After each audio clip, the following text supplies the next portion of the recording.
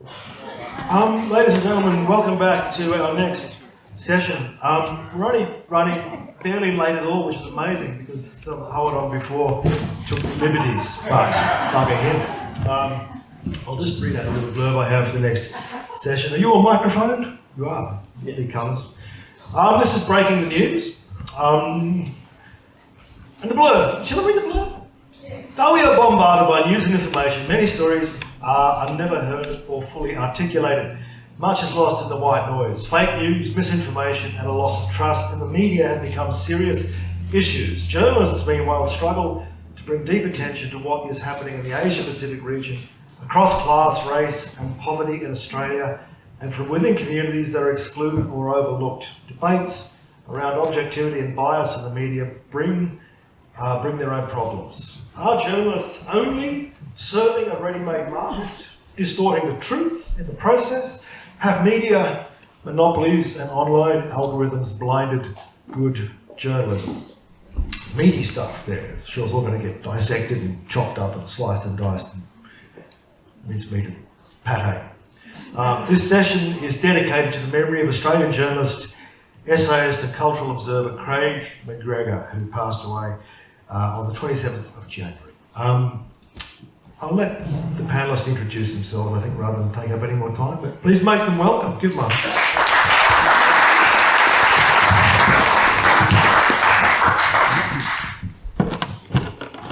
I'll just add to Tug's introduction that I'm the improvised moderator for today. I'm sure you know that COVID's affected a few plans and spun a few out and improved some others. But as Tug was saying, each of the panellists is going to introduce themselves, say who they are, give a little bit of background to their work, and then we'll open up the discussion. I'll ask a few questions, and I think we might actually have quite a few audience questions as well, which we're really looking forward to. Thank you. Maybe go left to right if Rick would like to begin. Sure. I'm not sure. I probably am the oldest here, but I started in newspapers 41 years ago, I think it is. So it's when at the Daily Mirror, when it still existed, and when Hot Metal still existed. So the old News Limited building at Surrey Hills used to. It literally rattled when the presses started rolling, and I started there straight out of school when that was possible as a copy boy, and we'd have to run down 4 flights of stairs to collect the papers for the editors, and you'd be covered in newsprint by the time you got upstairs. And there were, compositors and printers, and it was it was a really vibrant time. It was when the press was sort of making huge amounts of money. We had rivers of gold, and we had acres of journalists. So there was, you couldn't swing a cat without hitting several. So it was a really fun time to be coming into a business, and it was also usually, unlike today, it was a usually heavy drinking, heavy sort of buzz about the place. But and it was fabulous. But I sort of just wanted. And so I'll just quickly tell you what I've done since then, if I can race through.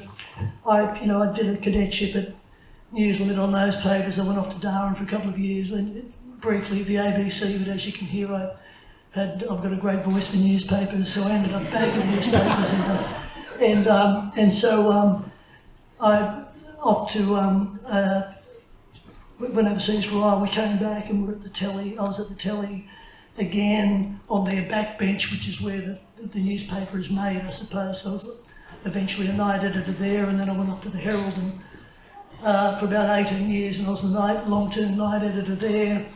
And then I became the editor of the Sun Herald for a couple of years, and then I went back to reporting. And anyway, so it goes on and on, but it adds up pretty quickly to 41 years. I took a redundo, like too many journalists, but I put my hand up, like many did, about 6-7 years ago for some money.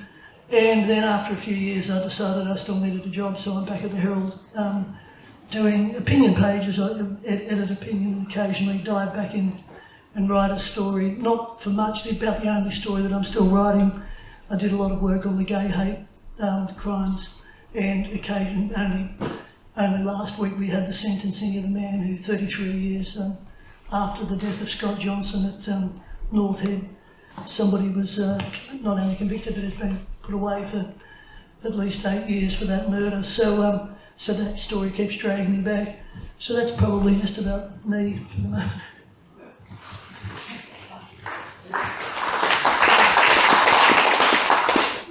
That's a tough act to follow. Hi, my name is Angelique Liu. I've had a very different experience of journalism. I started my career overseas actually. So I started as a BBC cadet in the UK. I worked at the BBC in Northern Ireland in radio, television and online.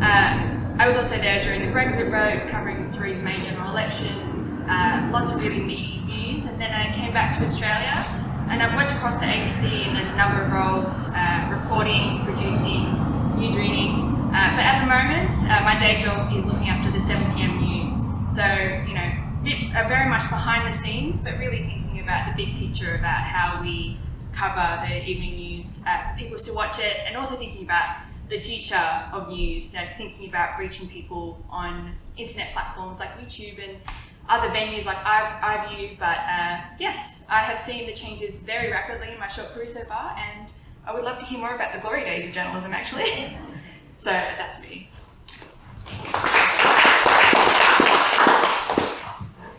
Hi, my name's Ben Lehane. I'm a photojournalist and TV producer.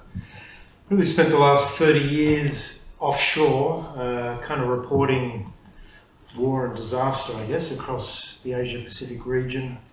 4 or 5 years covering Burma, Cambodia, Afghanistan. And then really last 20 odd years focused on the Pacific Islands. And as anyone who knows me would attest, I've sort of been banging the drum about getting much better Pacific coverage in our news for some time. And as events like the Solomons and other issues continue to remind us we can't escape our geography and we need to know our neighbours a lot better. It's somewhat surprising to me that we actually had better media coverage of the Asia-Pacific region 30 years ago when I started out. Multiple correspondents. The Herald had a full-time Pacific correspondent, News Limited had a full-time Pacific correspondent, all gone. So we really are dealing with a crisis of reporting in our immediate region, which doesn't bode well. So yeah, look, that's me. I'm very focused on our immediate region. I'm based in Vanuatu, been there for 20 years, and we'll continue to sort of report our immediate region for whoever will take the stories, frankly. So yeah, it's been a great journey. I actually began in very alternative lifestyle magazines. Mark will relate.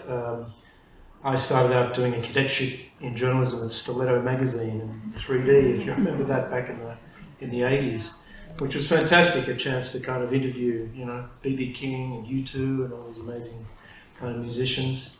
But yeah, 89, I got an assignment to go to Vietnam and cover the Vietnamese army withdrawal from Cambodia. First time Vietnam was at peace for about 50 years and basically didn't come home. So sort of been really focused on Asia Pacific ever since. And yeah, thanks Mark for inviting me, and great to be here with all you other guys. Cheers.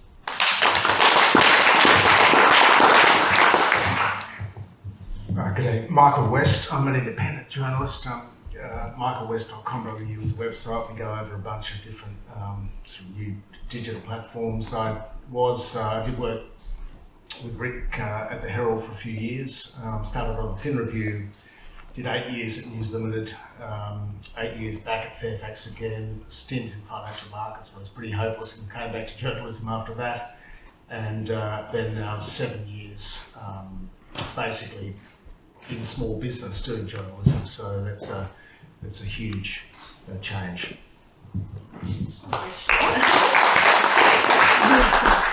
I know you've done way more than that, Michael West, but okay. My name is Radula Amin. I'm a reporter and photojournalist, and most recently I've had a role at the ABC as a local communities reporter. And that kind of role was a newly created one, basically based out in Western Sydney, because we probably realised at the ABC that we needed to do a lot more in reaching diverse voices and people outside, you know, inner city, northern suburbs area, to be honest. So that was a big focus of my work in that role. I'm also a photojournalist who's on contract with National Geographic, the New York Times, and the Wall Street Journal currently. And even in that role, I'm trying to kind of reach more diverse coverage of the Western Sydney area, or usually migration, inequality issues.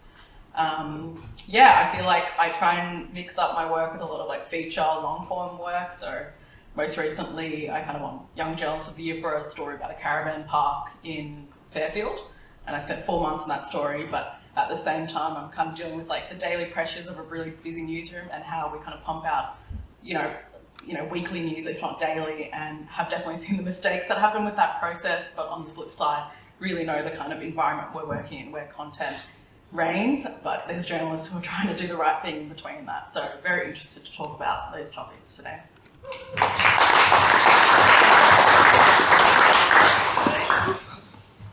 All off the floor and rise. Look, I mean, I've got to ask Michael in particular to start your own news website independently. Does seem like a little bit of a kamikaze act in the present time. At the same time, there's just this sense of huge disillusionment with the institutional media. So I'm just wondering what motivated you to do that. And Ben, a little bit similarly, being kind of a lifelong freelancer, the two of you to some extent are working outside the system, while the other three of you are doing your best in different ways to work within institutions. So there are different kinds of professional faiths operating here on stage. I'm just really interested to hear some of you speak today. Well, thanks, mate. I guess we've been able to survive because there is a disenchantment with the mainstream, and now it's all paywalled. When I was at the 8 years at the Herald and the Age, there was, until 2016, we went through 5 redundancies, and Rick, obviously, I've forgotten, Rick, you took one of the redundancies. They came after me eventually. Too many complaints, too many legal threats. And I was sort of pushed out of there for the crime of journalism, and then just thought, well, I'm no good at anything else, so I may as well have a go on my own. And it sort of worked out, and we've been able to, it's been very turbulent, having to do all the small business things with no subsidy and so on has been personally quite difficult, but it's absolutely terrific not having any political or corporate agendas. As a finance guy, I started on the Fin Review and then was running the Herald business desk there for a while and so on. It was very difficult after a while, when you've got to write a negative story about the Commonwealth Bank, and they're worth $10 million a year in advertising to the institution. And what's happened is, politically now, the government's the biggest advertiser. It leapfrogged Harvey Norman recently. So there's all sorts of pressure in the mainstream. And we benefit from that because we don't have to worry at all. We did, however, get 6 defamation threats last year, none which transformed into actual actions, because we get those letters, the private and confidential letters, we put them straight on Twitter, and so that sort of scares them off, not for publication, straight onto Twitter, and that scares them away a bit because they want to bully you in private. And so we've had a heck of a fun ride, but very challenging, and we benefited from public disaffection with the mainstream, not being able to be as forthright as they might be on large corporate and political issues. I should point out that Rick and Angelique and Radura are not here as the institutional representatives of the organisations they work for. They're not sort of whispering into, being whispered into the ear of, or whispering into the ear of either the government or Rupert Murdoch or whoever controlling everything. They're simply doing their best in their work and their vocation, okay? So just sort of establish that little note. But I do have to ask you, Rick, because I know you do have faith in the way that Fairfax and the Herald is changing and operating despite the difficulties. I just wonder if you could just speak to that a little. So I was editor at a time like 2010 to 12 of the Sun Herald, and they were really tough times. We were going through massive redundancies, and the disruption to the industry was huge, and it was a pretty sad time watching people. We had this revolving door of redundancies and everything, but what had happened is the Herald was an early adopter in the, with the internet, and really got its skates on, which it needed to do, and as everybody obviously needed to do, but it was pretty out there, except that it started and stuck to the, it was giving away its journalism for a lot of years, and as it turned out, too many years. But it was giving away, what happened was we were getting these sort of extraordinary audiences, who were obviously going to read free stuff. But the problem was to sort of get this sort of critical mass of audience, we ended up with products that didn't resemble each other. The print product, the old sort of rusted on paying reader, was getting something hugely different to what was published online. And when all of the stuff, that's not quite right, because everything that was published in print would be online. But then to attract younger readers, all that sort of digital audience that we desperately needed, there was that sort of we were chasing clickbait, frankly. There was a lot of that sort of lightweight stuff that the Herald would never have countenanced. So that was happening for sort of quite a few years, and people who were getting the paper over their fence would sort of, and everyone was adopting slowly, but they'd be shocked at this difference in product. And anyway, but what happened was, and I'm just trying to think of what year it was now, but when everybody started moving to a subscription model for digital as well, so people get so many free stories, but thereafter, if you want to read this news, you're going to pay for it. And frankly, that because the advertising fell hugely, we just don't get those rivers of gold, and we don't get the advertising revenue through digital. So the way to make it pay was to make, because every new customer you get doesn't cost much. You haven't got to print a paper and deliver it to them. You get one digital customer and you don't get a lot of money for each one, but it costs you nothing to get them. And so once you build a big audience there, it becomes viable again. And what happens is that once we went to the subscription model, there was no need for this clickbait, and in fact, clickbait would be damaging. And so that there became this coalition again of the newspaper and the digital product started looking like each other, and the values of the masthead became consistent. And my feeling is that particularly I was there through all those confused years, then I went away and I've come back in the past 3 years, and I've got, nothing's perfect in newspapers. We don't have the acres of journos. You swing a cat now and you won't hit one, so it's a sort of but nevertheless, with the resources we have, I'm much more, I feel, I'm pleased to say that I'm feeling a lot more positive about the way newsrooms run, about the determination to go and hunt stories, to invest in investigation, than I had been, because there was so much distraction with trying to chase digital audiences. So, I'm not pretending that everything's perfect in newspapers, but I do feel like we now have a business model. And when you look when a serious story breaks, when suddenly, when we have a war, the New York Times and the Wash Post, people are subscribing because they need reliable news sources, and that happens here as well. So during COVID, during any big story, we get subscribers, and people are willing to pay for their news, and it's the only way, frankly, that a big commercial institution like ours is, it's got to be viable, otherwise we're not going to employ more journalists to get the stories. Okay.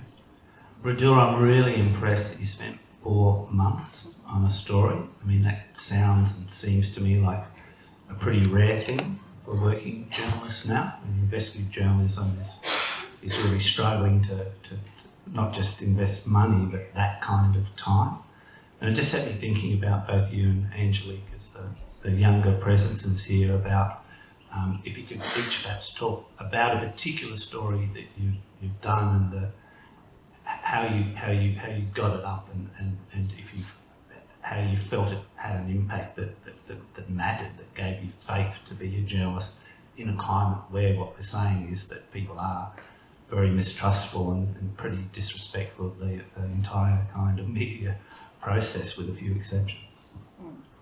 I think the backstory to any time that I'm like, oh, I've done a 4-month story, is the amount of fights I've had with an editor behind the scenes to get that time. Often you'll find the best stories are the ones that you kind of take on personal time too, sadly. But that's also the ones that you're most passionate about, right? Because I'm never going to be able to do a 9 to 5, do also the daily news, and then also deliver something that was like the caravan story, where I had to build trust with residents over those 4 months, because they've never, one, talked to a journo, and two, you know, what they have seen of people kind of looking at inequality has been quite surface level and quite icky and like damaging and to their dignity, you know. So you have to kind of be there, like, I am a journalist, but try and build that trust. And in the end, you know, we had Jen, who was an ex-heroin addict, but had, you know, now created a family life, you know, doing forklift driving. We had Andrew, who used to be, you know, a multi-millionaire, who's a pensioner who, you know, his pension doesn't go that fast. He does scrap metal by day to try and, you know, at some point live with his 5-year-old son. So you have all these stories, and at the end, I'm not going to present them as the, you know, angels of society, but it was a fair assessment of people who are trying to do their best with the, you know, housing that they've, you know, been delivered in this city. So that was probably, you know, my nights for a month or 2 months, and then I think as traction kind of, you know, people saw the photos that I was creating the story, and then you kind of get buy-in from the editors. But then when you kind of walk in and you say, I'm going to take four months to do a story, that's, you know, that's just not a yes answer that you give. You really need to like put in the time at the beginning, and that's kind of what funding and resources has done. So you're not going to probably get that, but say you put in the time on that first story, now I know that I can go back and say, look, I need 3 months or 4 months to deliver the next story to this level, and now I've kind of built up that trust. And a lot of the young journos, for us, it's really creating that network inside our own big organisations. Like the ABC is a mammoth organisation. Like Angelique and, you know, me barely work on the same team, let alone like have to get to see each other on a daily basis. And so that can be a real struggle, trying to, you know, amplify your work and your vision in a really big organisation. And then in terms of, that would be like one of the big stories I'm proud of. But then when I speak to the editor, it's all about impact, and like the digital audience is so important now for that impact. Like I got like 1 million reads on one day in that digital audience, and that's why we are seeing that shift. And I think it's really good for young journos, because I think they're a bit more digitally native to it. But that said, I'm going to get like great impact with those 4-month stories. But similarly, I've done a lot of work with Addi Road, so COVID-19 was a perfect sort of opportunity for us to show that impact of good journalism. And I think we were doing a story at the beginning of, there was a lot of rhetoric around 2 Sydneys, you know, how Western Sydney was approaching COVID-19 lockdown versus, you know, this side of Sydney. But then in that, we were able to do a story with Addi Road on how food was kind of going through the city, and then, you know, map that kind of food journey, and then find a single mum who was, you know, relying on Addi Road, and then kind of amplify that with kind of a family in Western Sydney who were like, only had 1 laptop among 8. And then, you know, kind of like shape those case studies correctly to get a really accurate story of what was happening on the ground. So I think, you know, those stories are really amazing too, and sometimes those are just, you know, a week long sort of thing, but they have, you know, immense impact. I think this is a really interesting conversation topic about why people seem to be moving away from news. And I think context is really important, because we started out with an information monopoly, if you will. We had, you know, a couple of broadcast channels, we had a couple of major papers that dominated, but there was no real alternative. Now with the internet, it's information abundance. If I wanted to find out any sort of random information, like the buoyancy of the Titanic, I could Google that right now. So the issue with that then is that we are also living in an algorithm era, particularly with the younger generations. I was having a chat to a friend of mine who's a teacher, and I was like, you know, how do you find the young kids these days? And she said, like the curiosity doesn't seem to be there, because, like, you know, things are curated, things are tailored to your thoughts. And so I think when people look at the news, they say, you know, oh, this is at least my perspective on it. Is like, you know, where am I reflected in this? An anecdote which I really love about Apple developers were when they were doing the Apple Health app, they were thinking about all the ways that you could track your health. And then they released it to all this, hopefully to applause, and then they realized that they forgot to include a period tracker, because all of the people who were coding were men. And I think there are a lot of examples like that in news, at least in my experience. I used to produce for Naz Campanella, who is the ABC's disability correspondent. He's doing wonderful work. And it's interesting because I tend to look at news through a English as a second language background. And so disability was something that I had never worked in before. I didn't know anyone with any disabilities outside of Naz. And it was a really interesting, she always had to ask me to press the record button. And it didn't occur to me until after I worked closely with Naz that touchscreens are not accessible for people with vision impairments. And so those are the sort of gaps that you don't recognise or see if you don't have someone at the table so that you highlight those differences. Another thing that I've also realised that I also reported for the ABC in the Central West in Orange in 2019, and the drought was a major issue. I think Orange at one point was at 3% dam capacity.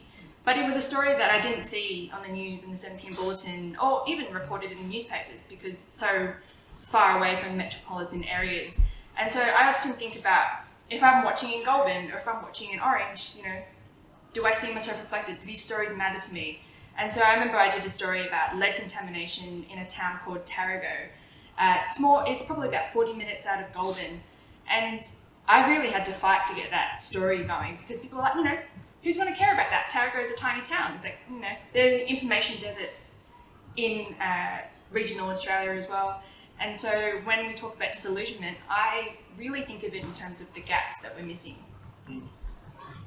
I might start taking questions, but I just wanted to check in with Ben on what he's thinking as he's listening to all this and being a freelance for large sections of your life and attempting to kind of bring news back from the Pacific or just get news out there that has some sort of depth to it, because clearly there's this conversation going on where we're talking about a lack of reporting in relation to class, in relation to where you live, in relation to who you are and who gets the focus and who doesn't. Obviously the Pacific has been a bit lacking in that area, as you've already said.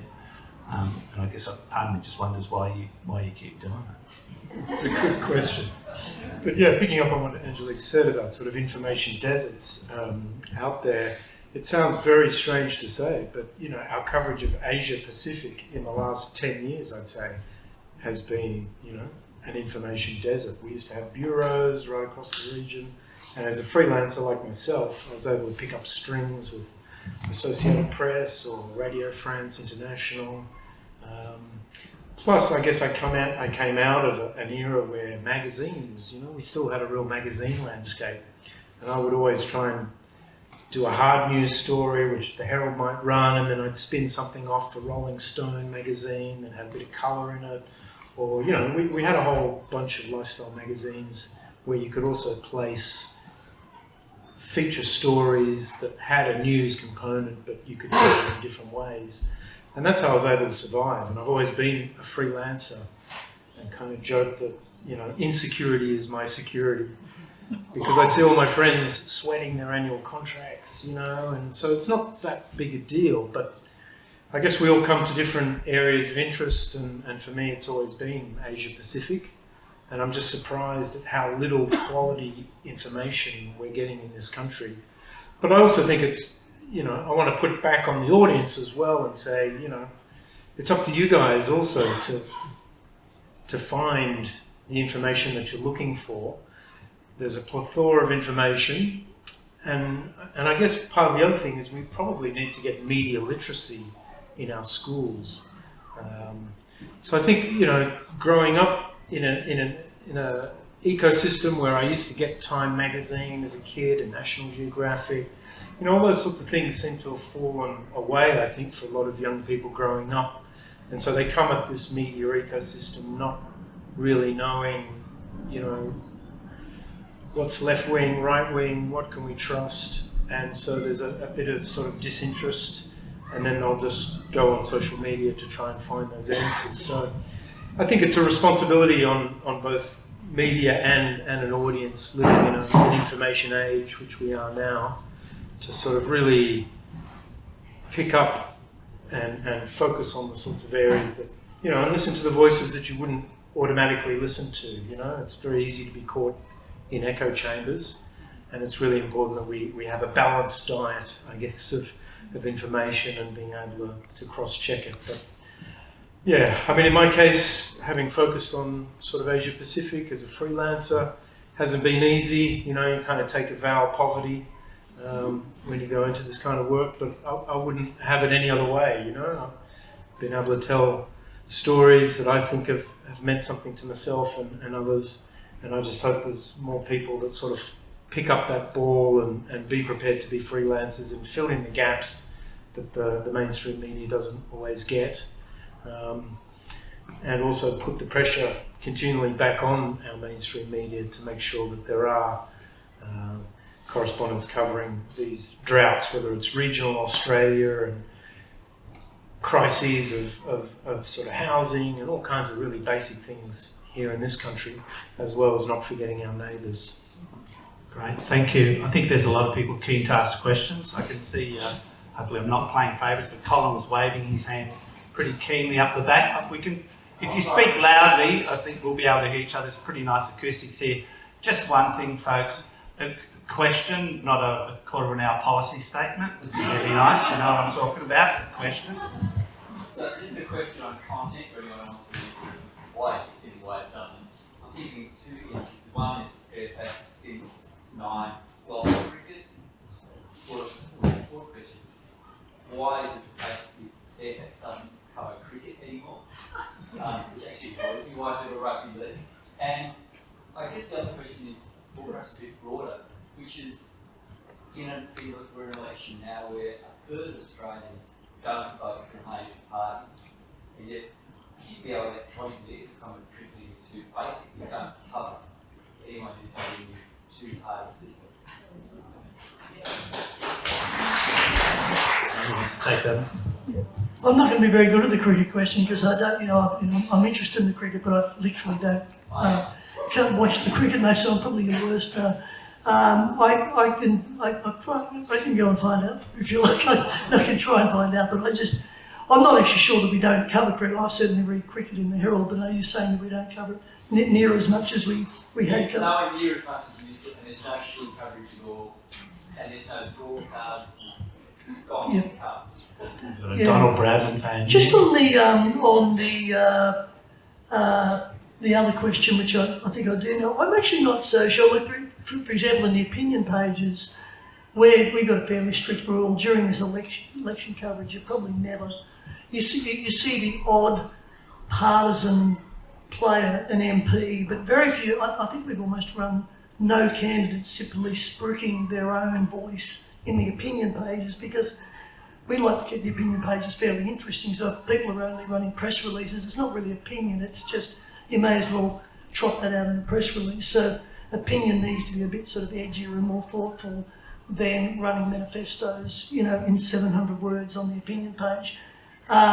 So that's nothing to do with any party. I mean, it's very hard to find this sort of, they've really got to transcend the interest level. But I think in the coverage, to be honest, if I was from the major parties, I would have thought, and there's a lot of reasons for a lot of coverage, particularly of the Teal independence, it's a big story and it's probably about to change the country, or it may well change. I'm saying it will, but it may well change the country.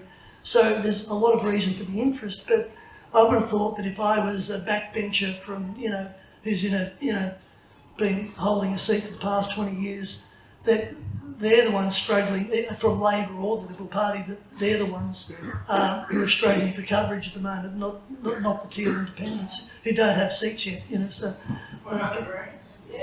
The Green, I don't know. I mean, I would have thought the Greens. Depends what the Greens are saying, but I just don't really buy it that there's no coverage of the Greens or no coverage. I mean, there's coverage of all the parties, and obviously the government is the one that gets, and quite rightly is the one that's under the pump a lot of the time. I mean, it's not like they're getting a lot of coverage, but they're also getting a lot of brief. So, I don't know where is the news in. I don't think news is necessarily about simply taking somebody's idea and saying it needs a bit of a run. News does sort of tend to justify itself a lot of the time. And I'm certainly not aware of any sort of effort to suppress any particular Yeah. That's another story. Okay, we've got another question right at the front. Yeah? So, I guess this is mostly a question for the two people who are working with the ABC, but others might reflect on it. I mean, I'm an avid consumer of the ABC, radio, digital, TV. It's where I get a lot of my news, probably aside from The Guardian and Schwartz Media, so I'm a typical West lefty. I guess my question is that my perception of the ABC's coverage of politics is that it's pretty even-handed. I think it's pretty fair.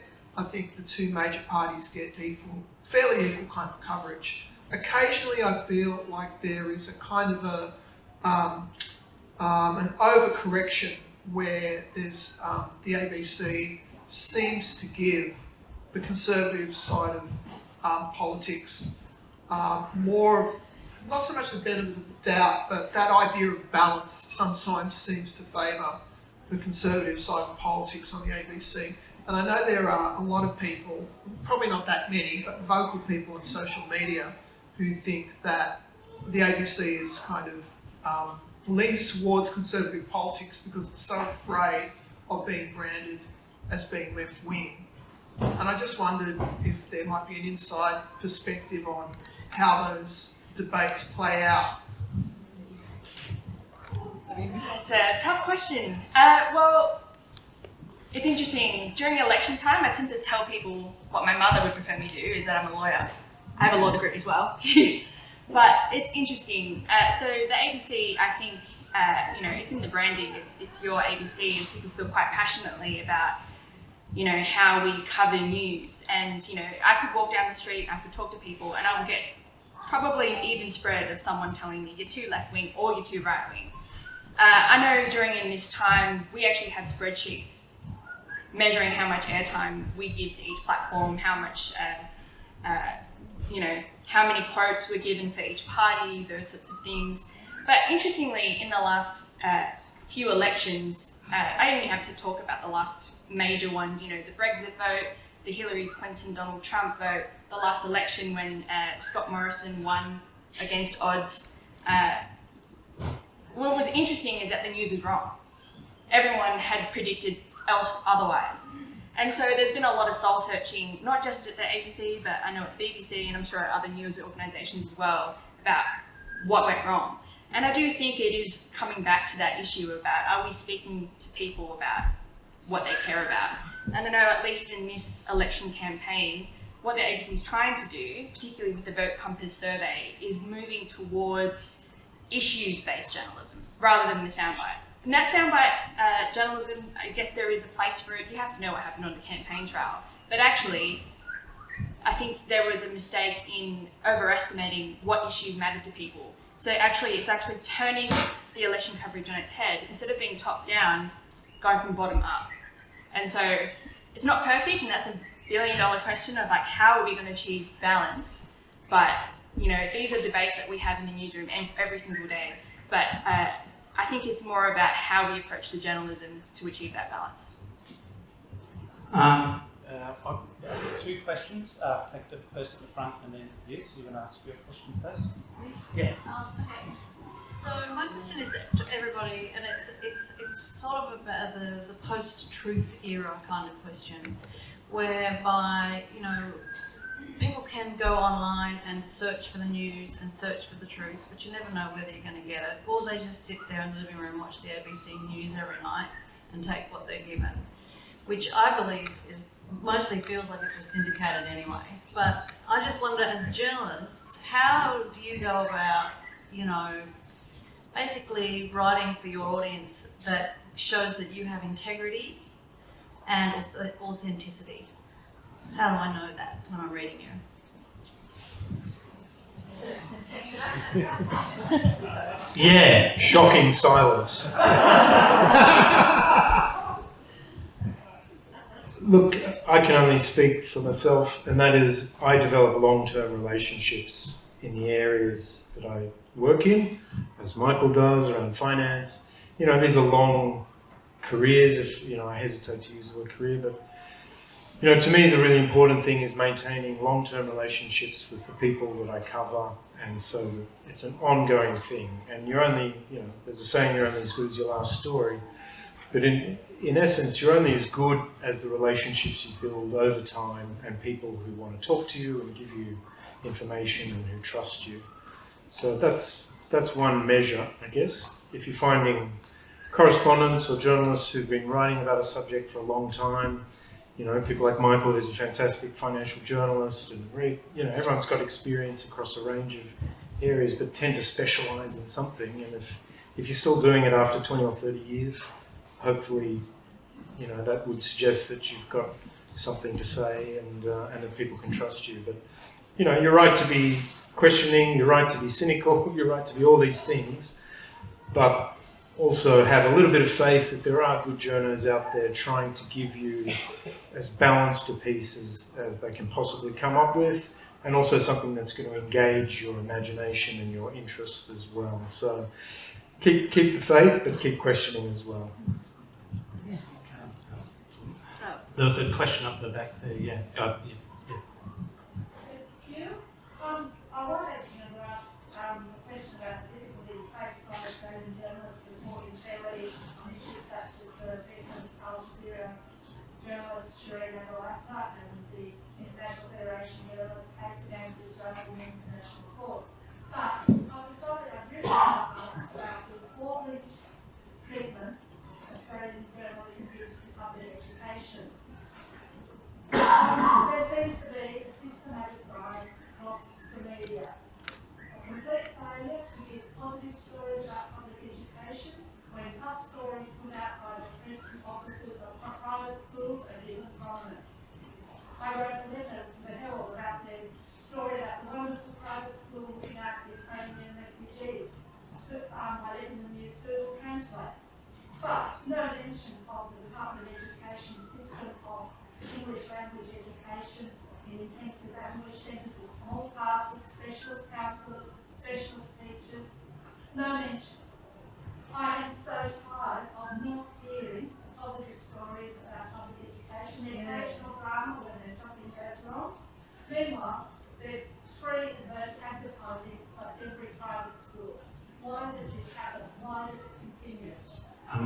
Where are the amazing positive stories about our public education system and why are they in the fold? Okay. Anyone else speak to that?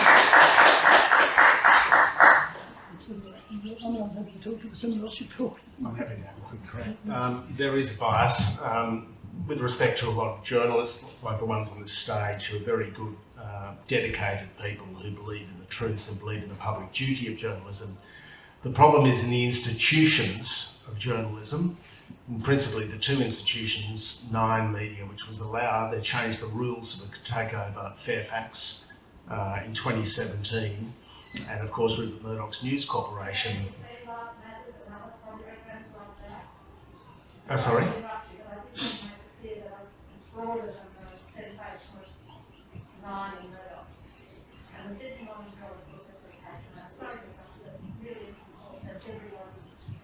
So she's making a point about life matters. And other programs on ABC. Okay. Yeah. Right. Well, I guess, you know, the poor old ABC has internal complaints procedure, which means it's wrapped up the whole time. If there's any perception of bias, particularly the crazies from the right, from, you know, the IPA and so on, they're just firing off complaints the whole time. Corporate people, the PRs, when I started in journalism, there were 10 journalists to every one PR. In fact, PR was virtually not a thing in those days. Now there'd be 100 PRs for every one journalist. It's just the way it's gone. And the major media organisations are run by people who are executives. And they're on KPIs to cut costs, they're on KPIs to get things done. They're advertisers, governments complain all the time. Therefore, the journalists do a good job, but a lot of them are bumping their heads against the wall the whole time. On issues like this. I mean, if you look at the tertiary sector, when the JobKeeper came out, the universities didn't get any of it. And of course, you know, Gucci and Prada, foreign multinational fashion houses, they got JobKeeper in Australia despite record profits. Now, there's a serious problem with political interference, and the people that are running these organisations they see their careers as vested in doing the right thing by the people above them, their greasy pole climbers, and therefore they put people in charge of these organisations who are political operatives. So you've got journalists trying to do the right thing underneath them, bashing their heads against walls. And I've still got a lot of mates at the Herald and the Age, at the ABC, indeed all the major media organisations. This is a problem. There is a cultural problem. And with respect to these very important issues, the other thing is that the government controls this. It's not an exact science, but a couple of years ago, Morrison, instead of, in the old days in Canberra, and the Canberra stories lead the paper every day, I mean, how, right at the moment, this is demonstrably the most corrupt government we've had in Australian history, where they lie to us routinely every day. Now, where is the government being held to account? There is a bit here and there, but on the whole, this isn't to diminish the work of the journalists. The people running these things, it's the story placement, it's the headlines, it's the captions and the headlines. It's what they choose to market as their story. And the way that it works is there's a handful of journalists in Canberra, not all of them there's some very good ones, Laura Tyndall, etc. But most of them are not quite stenographers, but they get a feed from the PMO every night when there's a story from the Treasurer's office or from the Prime Minister's office. And that comes down, so you will see every second day, the Prime Minister will announce today, the Treasurer will announce today. It's all just given to them without the policy detail, just to a bunch of 5 or 10 journalists. Now, if they don't play that game, that access game, if they decide to say, no, that's rubbish, I don't like that, that's crap, have they got a job?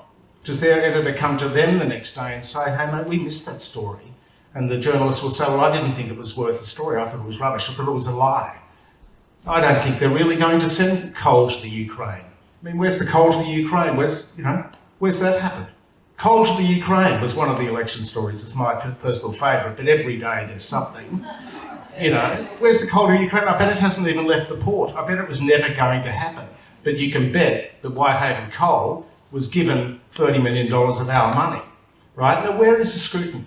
There is no scrutiny because if you play the game, if you strike that Faustian pact and you write what they want you to write, your career, and it's the same with the top people at the ABC, and every morning they get up, 4 o'clock in the morning, the TV producers and the radio producers, and they look at what's in the major papers and they go, well, that's our story for the day.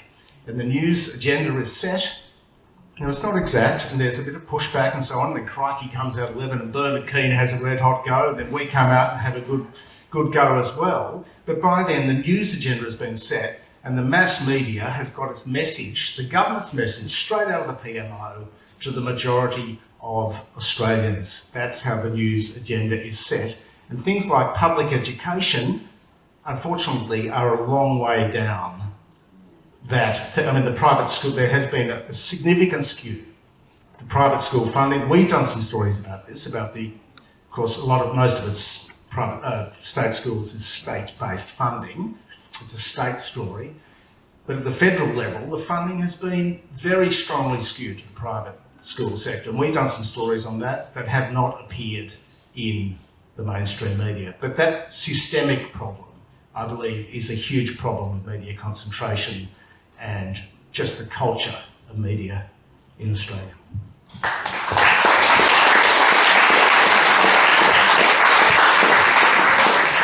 I'm not going to speak on behalf of the ABC because we're not authorised to speak. So just as an individual journo, while you're saying there's no coverage, I have seen coverage, at least with my organisation, the ABC, looking at that's between private and public organisations, and 2, I have also worked very closely to work with public universities, please. But that's only because I have a connection. I think as a working journo, behind the scenes, it's very difficult to get approval to work with the Department of Education or anything public. And I think a lot, even if you're working on a positive story, to try and make them believe that you're going to work on a positive story is very, very hard. And so there is a practical answer to that as well sometimes, even people who are out there trying to do the right thing. There is a whole kind of wormhole that we go through to get access. So just keep that in mind sometimes as well, I think. Just how, on the ground it works. There's a gentleman here in the middle right there. Michael, a couple of weeks ago, you had a story about what's happening at the prayer room of Parliament House. And just regarding this in there. Now, we shouldn't care as to what politicians do during their personal time. The fact is that what they were doing in the Parliament House is completely hypocritical to some of the laws they're trying to push onto us, and especially in regard to the religious discrimination bill they want to put forward. So they're putting forward their morals to us, and yet they're being completely hypocritical as to what was happening in the prayer room, and yet there was nothing about it in the mainstream media. That's just quickly, sorry to hold the thing, guys, but that's a classic example. That's a quintessential example, because the Labor Mean Girls story was speculation. There was no complaint made by Kimberley Kitchen, and that played big in all the media. All the media jumped in and had a crack at that. The prayer room scandal, and I dealt with Jordan Shanks about this because he went out on his own and on it, and it was based on a document, on the Spark-Helmore report, a government contracted law firm that gets $160 million in government contracts, doing this analysis based on the testimony of people that have been involved. There was a document, and I've got the document. Oh, I shouldn't say that, I've seen the document. Any lawyers will know you can be injuncted if you say that you've actually got it. So this is a classic case. The entire media, well, actually the Guardian did do a piece, but it was an incredibly cautious, very anodyne piece, really, that just, we want to show that we've covered this, but we're not going to name any names or say anything or make any allegations. Very feeble. And so why did they do it? Clearly, there's some messaging coming from government to all the mainstream media mates. Please do not cover this or we'll sue you. It's untrue, blah, blah, blah. But it's actually based on a document. And that is a classic case of the sheep-like thing. And this isn't to do with the journalists. This is to do with the editors making the decisions based on what they're told by the people who, on who they rely on for their future careers. And so that's just an absolute classic case. Why was that when it's based on a report, not on just gossip and speculation? The first one came out of News Corp. Everybody just followed News Corp, and I'm very disappointed the ABC too with this. Again, absolutely no fault of the hardworking journalists of the ABC. It's the people running it whose careers depend on going up the greasy pole, being told, you know, we don't want to see this story running. It was obviously as simple as that, because and it goes to the whole culture of Parliament House as well, and the hypocrisy over the religious discrimination and so on. I mean, and they'd already investigated part of it, and Morrison had said, we are going to follow this and we're going to do a full-on inquiry. Well, this was the inquiry document, and still it wasn't reported. Okay, there's a question just here. Yeah, you're. Yeah, so I'm a journalism student from Valley, and it's really interesting I've got a question for whoever wants to answer it. We've heard about the subscription model for commercial media as developing sort of way of the future of journalism. However, those who are willing to take news are the ones that we used to, and I guess we've spoken a lot about representation as well. And I guess, you know, why would people be willing to take news that they see themselves represented in? Obviously, the ABC is public service media, they practice, so it's the general populace. But what's the incentive, is there one for commercial media to represent low executive income? I'm not sure if people have heard that, but it's basically about the growing subscription model for journalism and how the people who can afford to pay for journalism, and I think this class thing comes through in other ways, are tending to be the sort of audience and the drivers for the kind of journalism that people are getting, and that's accentuating effectively a class of people who are left outside of the interests of the media, or the media is less conscious of them because they're not part of the subscription model and what underlies it, which I'm putting words in your mouth here, but a class model as well. Is that a fair summary? Yeah. So my final sort of bit that I put out was, what's the incentive? Is there one for commercial media to represent low socioeconomic? Yeah, you would know better, Rick, but I think your question makes a lot of sense because it's like, why would they care when that's not going to be, you know, the big brunt of it? But, you know, I think the way that the bosses look at it is like, you always want to gather your reach, and you expect, perhaps it's, you know, diabolical to think so, but that class on the middle, you're always thinking they're going to go into the middle class and higher, and then join that sort of wider class. But all media, particularly digital, you know, they're just trying to widen their reach. So the incentive would be like, okay, if we include those stories, of course we'll do reach. But, you know, I'm of the personal thing of, from the beginning, class is already kind of defining the journalism, because often we're getting journalists from the top universities.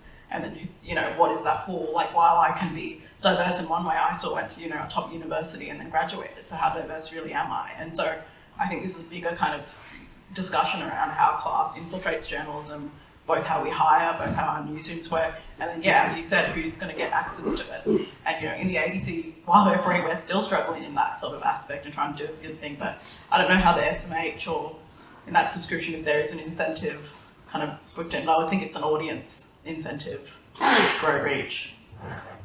Yeah, I mean, well, there's a few ways to look at this. I mean, obviously the ABC, thankfully, and, you know, the Guardian, if you can't afford to pay, or for people just getting access to the media itself, there's quite a lot of good free media available to people, and they should use it. And so if we're talking about the customer or the reader, the audience, you know, digital news is actually a lot cheaper. It's quite cheaper to get a subscription compared to a print subscription. So I'm not sure that there's a big change going on from this point of view. But as far as people getting into the media, I think they're you know, as I said, I came straight out of school. I'm not from a very middle class family, but you know, I came straight out of school and went straight into newspapers. I think there probably is the way we select journalists now. You really have to be a sort of a great student. You don't, not just an okay student. You have to be a great student to get in, and that's not necessarily, you know, that's great. We've got a lot of brilliant young people entering a profession, but I'm not sure that, you know, there had been an experiment back at the Herald about 10 years ago where it started trying. The idea was to bring in a school leaver every year or two, you know, just straight out of school, and see, one, because it would give us some younger people, you know, digital natives you were talking about, so to sort of mix it up a bit.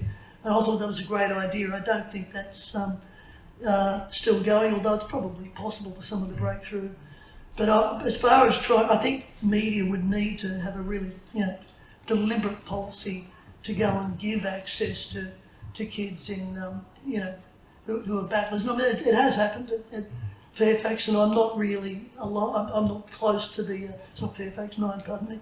But Rick, that implies, I mean, to some extent, it was really interesting to hear people mentioning the cadet system. And yeah. I find myself, I look at the media, and, you know, there's a very strong middle class, university oriented sensibility, and what you're saying is very true. But it bothers me that those sort of working class voices and that different level of access and the kind of thing you were just talking about before, Rodula, isn't there. And I think that actually does play to some unconscious sense to the question that was asked before about something like public education. There's a sort of an absence of interest, and when there is a sort of a healthy sort of social justice or whatever interest in something, there's some flavour of patronage to it, if you like. I mean, these are very generalised criticisms, but I keep looking at the media thinking there's a need to adopt a strong cadetship, without being anti-intellectual, and non-university access for people. But look, for all, I'm not involved in this anymore, and I have been years ago, and it was a really competitive area, but it's not to say that somebody who's not already looking at these things, it may well be, so I don't quote me about what's going on as we speak, but I know that, you know, there's a lot of very brilliant and high-performing kids tend to get in, and that's just the way that's the way it is. I think Angelique wanted to say something. We've got one final question over here, and we'll have to end it because we're running way over time. Okay, I'll make a very quick point on this note because it's something that I feel quite passionate about. My parents were Vietnamese refugees. I didn't speak English until I was 5. I grew up in Housing Commission in Campbelltown in Western Sydney, and it was a battle for me to break into journalism. I had no connections. And I think there are a lot of, we can't talk about this debate about class and journalism without talking about the context about the budget cuts. I'm hearing about the golden days of the rivers of gold. I have beloved colleagues who are much older than me, and I ask them, how did you get into journalism? And they say to me, oh, I just walked past the radio station and I asked them if I could get a job. And then they did a week internship. I think the experience that I've had, and I'm not sure what Majula's experiences have been, but it's been like a complete slog. I didn't have any connections to ask for unpaid internships, and those chances compound on each other. Because, for example, when I applied at the BBC cadetship, I was one of a pool of 4,000 people. So how are you going to stand out in a pool of 4,000 people in a shrinking industry that is already under pressure? So we can't talk about these issues about class diversity when who can afford to work for free for 6 months? It's just not possible. And there are a lot of unconscious biases that come through as well. I have a friend who missed out on an unpaid internship at a media organisation because one of the things they did was a general knowledge quiz. And I think journalists need to be engaged and informed, but the problem with the general knowledge quiz is that it reflects how similar you are to the person setting the quiz. My friend missed out on an internship because he didn't know who the director of the Sydney Theatre Company, which I think, and this debate has come up with Albanese and those sorts of facts, but in the era of Google, why are we testing people on things that they can Google? Tell me if this is real. Tell me if they're saying the truth. Those are the things that we should be hiring for. So there are a lot of factors involved, but we can't talk about class diversity without talking about the pressures it is to break into the industry at the moment. Okay, last question.